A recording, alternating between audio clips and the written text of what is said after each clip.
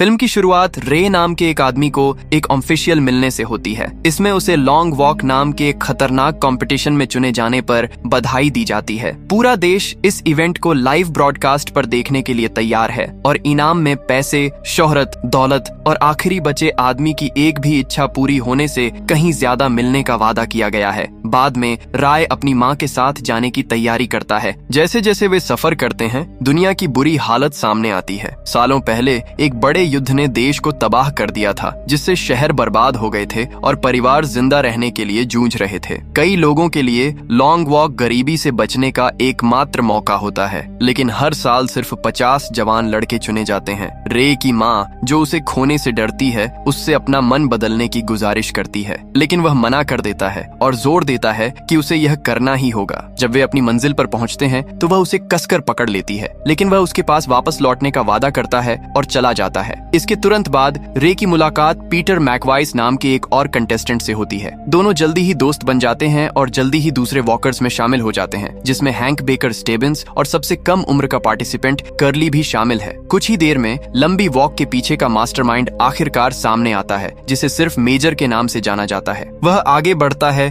और एक एक करके कंटेस्टेंट्स के नाम पुकारना शुरू करता है। हर लड़का लाइन से बाहर निकलता है, एक मेटल टैग लेता है और अपनी जगह पर लौट जाता है। जब सभी 50 की गिनती हो जाती है तो मेजर उनसे बात करने के लिए थोड़ा समय लेता है। वह ग्रुप को याद दिलाता है कि देश युद्ध से कभी पूरी तरह उबर नहीं पाया है। शहर टूट गए हैं, इंडस्ट्री कमजोर है और लोग बेचैन हैं। फिर भी हर साल लंबी वॉक उत्साह जगाती है, हौसला बढ़ाती है और व्यवस्था की भावना वापस लाती है। उसके अनुसार देश की असली बीमारी गरीबी नहीं बल्कि आलस है। इसीलिए यह इवेंट होता है, सभी को यह याद दिलाने के लिए कि अनुशासन और धीरज ही जिंदा रहने की चाबी है। भाषण खत्म होने के बाद वह नियमों को ठीक से समझाता है। हर पार्टिसिपेंट को कम से कम 3 मीटर प्रति घंटे की रफ्तार से चलना होगा। अगर उनमें से कोई धीमा होता है तो उसे चेतावनी दी जाएगी। दूसरी बार फिसलने का मतलब है एक और चेतावनी। तीसरी बार वे बड़ी मुश्किल में पड़ जाते हैं और अगर वे फिर से फेल होते हैं तो उन्हें हमेशा के लिए कॉन्टेस्ट से हटा दिया जाएगा। कोई फिनिश लाइन नहीं है, कोई रुकने की जगह नहीं है और सिर्फ एक ही बचता है। इसके साथ ही मेजर अपनी पिस्तौल उठाता है और हवा में गोली चलाता है, जिससे ऑफिशियली वॉक शुरू हो जाती है। फिर 50 लड़के आगे बढ़ते हैं। उनके पीछे हथियारबंद सैनिकों से भरे कई ट्रक होते हैं। राय कमेंट करता है कि नजारा कितना खाली और उदास दिखता है और बार्कोविच नाम का एक कॉम्पिटिटर जवाब देता है कि मेजर बाद में ही भीड़ की इजाजत देता है। हालांकि लोकल लोग अगर रास्ते में रहते हैं तो वे किनारे से देख सकते हैं। हालांकि घर बैठे देखने वालों के लिए हर कदम पर कैमरे लगे हैं। जब तक वे 7 मील के निशान तक पहुंचते हैं, वॉकर ग्रैंड प्राइज के बारे में बातें करने लगते हैं। बेकर मानता है कि उसका एकमात्र मोटिवेशन पैसा है, लेकिन रे इससे सहमत नहीं है और कहता है सिर्फ पैसा ही लड़ने लायक चीज नहीं है। थोड़ी देर बाद हार्कनेस नाम का एक और कंटेस्टेंट एक छोटी नोटबुक लिए हुए आता है। वह ध्यान से सबके नाम और नंबर नोट करता है और बताता है कि वह लंबी वॉक के बारे में एक किताब लिख रहा है। अगर वह बच गया तो वह अमीर और मशहूर हो जाएगा, लेकिन पीटर बताता है कि अगर हार्कनेस सच में जीत जाता है तो उसे याद रखने के लिए किताब की जरूरत नहीं होगी। इस बीच सबसे छोटा वॉकर कर्ली लड़खड़ाने लगता है। उसके पैरों में दर्द होता है और वह मुश्किल से सीधा खड़ा हो पाता है। रे उसे चलते रहने के लिए उसका हाथ पकड़ता है, जबकि पीटर हिम्मत बढ़ाता है, लेकिन कर्ली को इतना दर्द होता है कि वह जल्द ही सड़क पर गिर जाता है। जब वह 3 वार्निंग के बाद भी नहीं उठता तो एक सैनिक आता है और उसे बेरहमी से गोली मार देता है। यह नजारा रे को इतना डरा देता है कि वह गलती से धीमा हो जाता है, जिससे एक सैनिक उसे भी वार्निंग देता है। लेकिन इससे पहले कि कोई नुकसान हो, पीटर उसे जल्दी से आगे खींच लेता है। मेजर गिरे हुए लड़के के बारे में एक अनाउंसमेंट करता है और बाकी लोगों से कहता है कि चलते रहें, क्योंकि और मौतें होनी तय हैं। और दूरी तय करने के बाद ग्रुप 17 मील के निशान पर पहुंच जाता है। राय मानता है कि वह कुछ समय से पहले ही थक चुका है और उसे पक्का नहीं है कि वह खुद को और कितना आगे बढ़ा सकता है, लेकिन पीटर उसे सलाह देता है कि वह आखिर के बारे में न सोचे और बस एक बार में एक पल के साथ आगे बढ़ता रहे। जैसे जैसे घंटे बीतते हैं, रे, पीटर, हैंक और बेकर करीब आने लगते हैं और एक अच्छा बॉन्ड बन जाता है। लेकिन जब सब कुछ ठीक लगता है तो गर्मी और थकान कंटेस्टेंट नंबर 1 पर हावी हो जाती है। उसका शरीर जवाब दे जाता है और उसे सड़क पर दौड़ दौरा पड़ जाता है। कुछ पैदल चलने वाले उसके लिए परेशान होते हैं, लेकिन बारकोविच हंसता है और लड़के की तकलीफ का मजाक उड़ाता है। सैनिक चेतावनी देते हैं और जब लड़का ठीक नहीं होता तो उसे मार दिया जाता है। हैरानी की बात है कि बारकोविच मौत का जश्न मनाता है और सबसे कहता है कि उन्हें खुश होना चाहिए क्योंकि इससे उनके जीतने की संभावना बढ़ जाती है। जब वे 25 मील के पॉइंट पर पहुंचते हैं तो बारकोविच का ध्यान रैंक नाम के एक लड़के पर जाता है। पहले वह लड़के के नाम का मजाक उड़ाता है, फिर वह उसकी माँ का अपमान करके हद पार कर देता है। रैंक अपना टेम्प खो देता है और बारकोविच पर हमला करता है, लेकिन वह चूक जाता है और बुरी तरह जमीन पर गिर जाता है। दूसरे लोग उसे उठने के लिए चिल्लाते हैं, लेकिन वह समय पर उठ नहीं पाता और जल्द ही सैनिक उसे गोली मार देते हैं। ये देखकर रे और पीटर को गुस्सा आता है और वे बारकोविच पर मर्डर का इल्जाम लगाते हैं, लेकिन साइकोपैथ जोर देकर कहता है कि यह उसकी गलती नहीं थी क्योंकि उसने लड़के को कभी छुआ तक नहीं था। बाद में एक और कंटेस्टेंट पेशाब करने के लिए बेचैन हो जाता है। वह चल नहीं पाता और धीमा हो जाता है। सैनिक उसे चेतावनी देना शुरू करते हैं और जब वह हिलता नहीं है तो उसे सबके सामने पेशाब करते हुए बेइज्जती में गोली मार दी जाती है। नाइट आखिरकार गिर जाता है और लड़के सिर्फ अपनी विल पावर के दम पर दौड़ रहे हैं। राय सोने लगता है और अपनी माँ के बारे में सपने भी देखता है, लेकिन पीटर उसे हिलाकर जगाता है और उसे अपना फोकस बनाए रखने के लिए कहता है। राय कबूल करता है कि वह उसे कितना याद करता है और पीटर उसे यह कहकर तसल्ली देने की कोशिश करता है कि वह उसे जल्द ही फिर से देखेगा। जैसे जैसे घंटे बीतते जाते हैं, राय बिना एहसास किए धीमा हो जाता है और उसे दूसरी चेतावनी मिलती है। थोड़ी देर बाद वह फिर से लड़खड़ाता है और उसे तीसरी चेतावनी मिलती है। फिर पता चलता है कि 3 वार्निंग तभी क्लियर हो सकती हैं जब कोई कंटेस्टेंट पूरे 3 घंटे तक बिना गलती के चलता रहे। पीटर उसकी मदद करने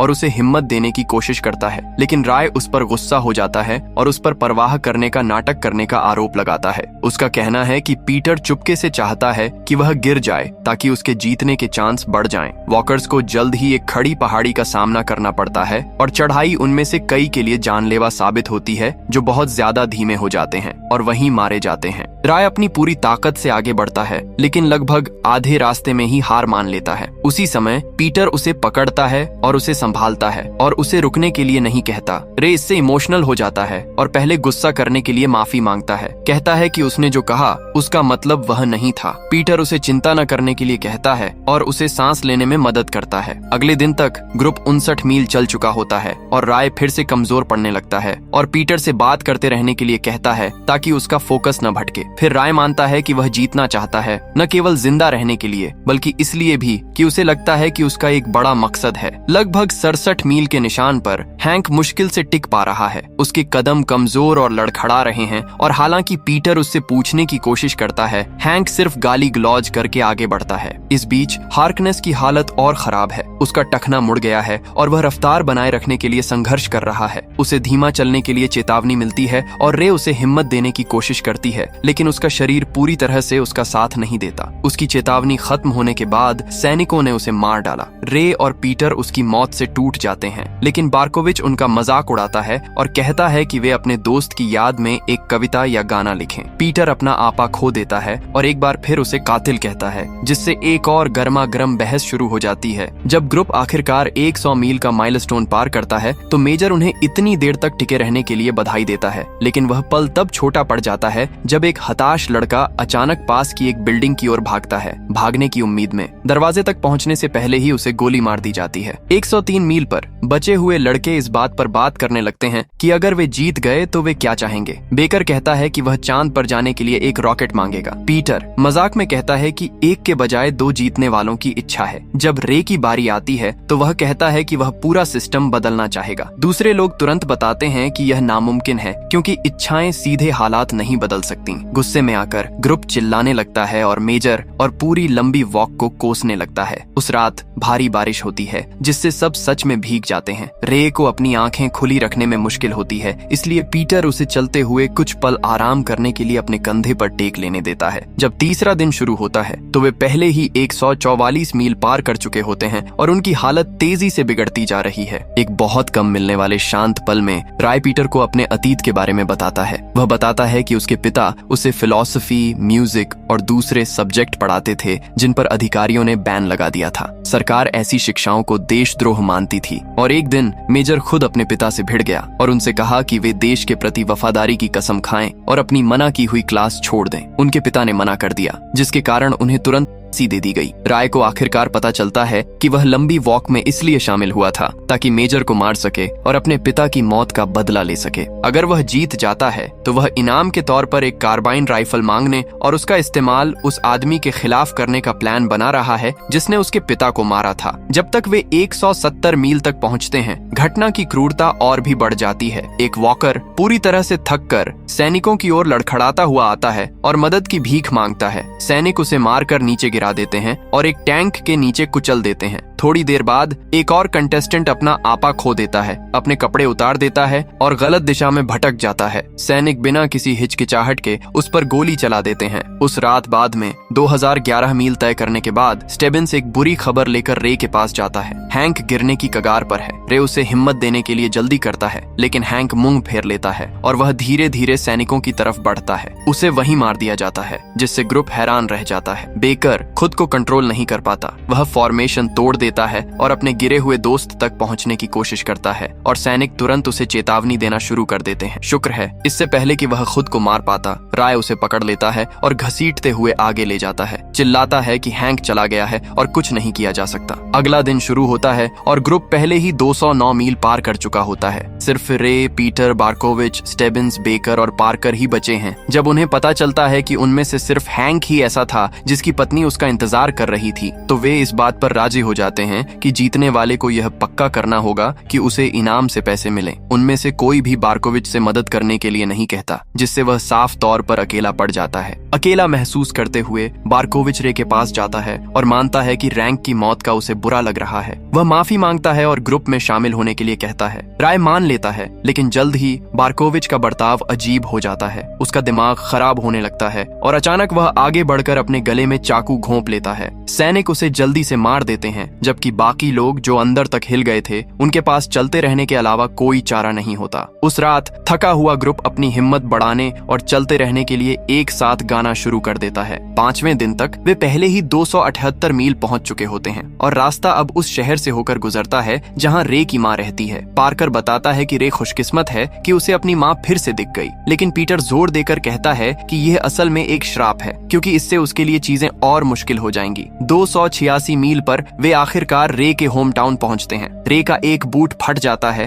और बेकर उसे दोनों जूते उतारने की सलाह देता है, यह चेतावनी देते हुए कि अनबैलेंस्ड कदम उसे और भी तेजी से थका देंगे। जल्द ही राय भीड़ में अपनी मां को देखता है। पहले तो वह दूर से हाथ हिलाता है, लेकिन खुद को रोक नहीं पाता। वह उसकी ओर दौड़ता है और गले लगने की भीख मांगता है। इस लापरवाही भरे कदम की वजह से उसे बार बार वार्निंग मिलती है और उसकी मां उससे मरने से पहले वहां से चले जाने की रिक्वेस्ट करती है। जैसे ही सैनिक गोली चलाने की तैयारी करते हैं, पीटर रे को वापस लाइन में खींच लेता है, जिससे वह आगे बढ़ता रहता है और पक्की मौत से बच जाता है। रे के होम टाउन से गुजरने के बाद पीटर आखिरकार अपने दर्दनाक अतीत के बारे में बताता है। वह रे को बताता है कि जब से उसे याद है वह तब से चल रहा है, जब से उसने युद्ध में अपने माता पिता को खोया है। उसके बाद उसे उसके चाचा ने अपने पास रख लिया, जिन्होंने उसे तब तक पीटा जब तक वह मर नहीं गया, जब पीटर सिर्फ 10 साल का था। अकेला छोड़ दिया गया। पीटर दूसरे गली के बच्चों के साथ मिल गया और चोरी और लड़ाई करके गुजारा किया। एक लड़ाई बुरी तरह खत्म हुई जब एक लड़के ने उसे चाकू से काट दिया, जिससे निशान पड़ गया। बाद में वह हॉस्पिटल में होश में आया, लेकिन हमलावर को दोष देने के बजाय उसने खुद को दोष दिया। उस दिन से उसने कसम खाई कि हालात कितने भी बुरे क्यों न हों, वह हमेशा रोशनी खोजने की कोशिश करेगा। वह बताता है कि अगर वह जीतता है तो वह इनाम की रकम का इस्तेमाल अपने जैसे अनाथ बच्चों की मदद के लिए करना चाहता है, जिससे रे बहुत दुखी होता है। जब वे 306 मील तक पहुंचते हैं तो स्टेबिन्स ग्रुप को चेतावनी देता है कि अब कोई भी एक दूसरे की मदद न करे। सब मान जाते हैं, हालांकि यह ठंडा और कठोर लगता है। इसके तुरंत बाद बेकर की नाक से बहुत ज्यादा खून बहने लगता है, लेकिन नियम के कारण कोई बीच में नहीं आता। फिर पार्कर अचानक भड़क जाता है। वह एक सैनिक पर झपटता है, उसकी राइफल छीन लेता है और उसे वहीं मार डालता है। फिर पार्कर कुछ ऐसा करता है जिसके बारे में सोचा भी नहीं जा सकता, जिससे उसके दोस्त डर जाते हैं। उस शाम बेकर की नाक से खून और बढ़ जाता है और पीटर और रे उसकी मदद करके नियम तोड़ देते हैं, लेकिन बेकर जानता है कि वह ज्यादा देर तक नहीं टिकेगा। वह उन्हें एक लॉकेट देता है और उनसे गुजारिश करता है कि अगर वे बच गए तो इसे उसकी दादी को दे दें। वह उनसे यह भी वादा करवाता है कि जब उसे फांसी दी जाएगी तो वे पीछे मुड़कर नहीं देखेंगे। वे उसे चलते रहने की कोशिश करते हैं, लेकिन बेकर मना कर देता है। उसका शरीर जवाब दे देता है और सैनिक उसकी बेरहमी से जान ले लेते हैं। रात होने तक पैदल यात्रा 326 मील तक पहुंच जाती है। सिर्फ रे, पीटर और स्टेबिन्स ही बचे रहते हैं, जो मेजर की निगरानी में एक लंबा पुल पार करते हैं। रे गुस्से में मेजर को गालियां देने लगता है, लेकिन बूढ़ा आदमी सिर्फ मुस्कुराता है। कहता है कि यह गुस्सा ठीक वैसा ही कातिल स्वभाव है जैसा वह एक जीतने वाले में देखता है। तभी स्टेबिन्स सच बताता है, वह असल में मेजर का नाजायज बेटा है। वह कहता है कि उसकी इच्छा अपने पिता के घर में रहने की थी, लेकिन अब उसका शरीर उसका साथ नहीं दे रहा है। वह पीटर और राय से कहता है कि उनके साथ चलना उसके लिए सम्मान की बात है और रुकने और सैनिकों को उसे गोली मारने देने से पहले उन्हें शुभकामनाएं देता है। अब सिर्फ रे और पीटर ही बचे हैं। जब वे साथ साथ चल रहे थे तो बारिश होने लगी। पीटर मानता है कि बचपन में उसे मरने से डर लगता था, लेकिन इतने सारे लड़कों को मरते देखने के बाद उसे एहसास हुआ है कि मौत ही जिंदगी में एकमात्र पक्की बात है और आप सिर्फ यह चुन सकते हैं कि आप उसका सामना कैसे करते हैं। 331 मील पर दोनों एक ऐसे शहर में पहुंचते हैं जहां भीड़ जोर जोर से जयकार कर रही है, यह देखने के लिए उत्सुक है कि कौन बचेगा। पीटर अचानक रुक जाता है और कहता है कि वह हार मानना चाहता है ताकि रे जीत सके और अपनी माँ के पास लौट सके, लेकिन रे मना कर देती है और पीटर से चलते रहने को कहती है। वादा करती है कि वे साथ साथ चलेंगे। पीटर कुछ और कदम आगे बढ़ता है। उसे पता नहीं होता कि रे असल में उसके पीछे रुक गई है। उसके खिलाफ पहले से ही 3 वार्निंग होने के कारण रे तुरंत रुक जाता है। पीटर को जल्दी से मार दिया जाता है। सैनिक की गोलियां उसे चीरती हुई निकल जाती हैं और मेजर खुद आखिरी गोली मारता है। जब पीटर को पता चलता है कि क्या हुआ है तो वह टूट जाता है, जबकि भीड़ उसकी तथाकथित जीत का जश्न मना रही होती है। फिर मेजर आगे बढ़ता है और उसे लंबी वॉक का विनर बनने पर बधाई देता है। वह पूछता है कि पीटर की क्या इच्छा होगी। खुद को संभाले रखने की कोशिश करते हुए पीटर एक सैनिक की कार्बाइन मांगता है और कहता है कि वह इसे अपने होने वाले बच्चों को एक निशानी के तौर पर देना चाहता है। सैनिक इसे देने में हिचकिचाते हैं, लेकिन मेजर जोर देता है, यह कहते हुए कि पीटर किसी को चोट नहीं पहुंचाएगा, क्योंकि वह एक ऐसा आदमी है जो दुनिया को बेहतर बनाना चाहता है। जैसे ही पीटर राइफल पकड़ता है, वह उसे उठाता है और सीधे मेजर की ओर तान देता है। बूढ़ा आदमी उसे शांत करने की कोशिश करता है, उससे कहता है कि वह अपनी जीत बर्बाद न करे, लेकिन दुखी पीटर ट्रिगर खींचने से पहले कहता है यह रे के लिए है, जिससे मेजर तुरंत मर जाता है। फिल्म पीटर के हथियार गिराने और बारिश में भीगे हुए अकेले चलने के साथ खत्म होती है। इसी एंडिंग के साथ यह मूवी यहीं खत्म हो जाती है। अगली बार आप किस मूवी की कहानी सुनना पसंद करेंगे, मुझे नीचे कमेंट सेक्शन में लिखकर जरूर बताएं। और हाँ, अगर यह वीडियो आपको रोमांचक लगी हो तो इसे लाइक करना बिल्कुल मत भूलना।